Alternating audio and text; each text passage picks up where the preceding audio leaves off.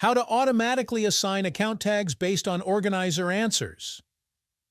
Automatically assigning account tags based on organizer answers saves time and enables automation. Let's look at an example. I'll open my individual tax organizer template and go to the Foreign Income section.